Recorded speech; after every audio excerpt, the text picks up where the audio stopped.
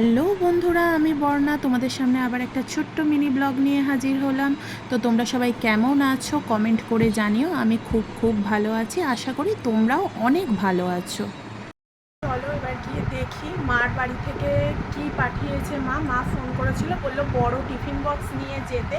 তো বড় tiffin box নিয়ে বরকে পাঠিয়ে দিয়েছি, আর বর ফিরেও এসেছে। এবার আমরা নিচে গিয়ে দেখি কি নিয়ে এসেছে। এই যে নিচে চলে এসেছি, আর মেয়ে আর অপেক্ষা করেনি, মেয়ে নিচেই ছিল, খুলে ফেলেছে আগেই টিফিন বক্স। মা চিকেন পাঠিয়েছে, চিকেন কষা। আর চিকেন দেখে সবারই খিদে পেয়ে গেছে, মেয়েরও খিদে পেয়ে গেছে, বরেরও খিদে পেয়ে গেছে। ওই জন্য আমি মাংসটাকে গরম করে তাড়াতাড়ি ওদেরকে খেতে দিয়ে দেবো, তারপরে আমি খাবো।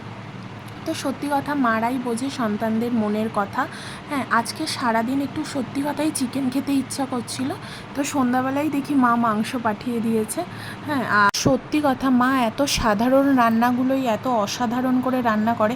মাংস তো আমিও করি, কিন্তু মায়ের মতো এরম টেস্ট হয় না, সেটা আমার মেয়েও বলে, আমার বড়ও বলে।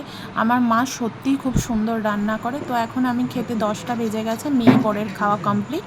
এবার আমি রুটি নিয়ে বসে গেছি খেতে। আজকের মতো ভিডিওটা এখানেই শেষ করলাম। তো ভালো লাগলে প্লিজ লাইক, কমেন্ট, শেয়ার, আর সবাই খুব ভালো থেকো। টাটা।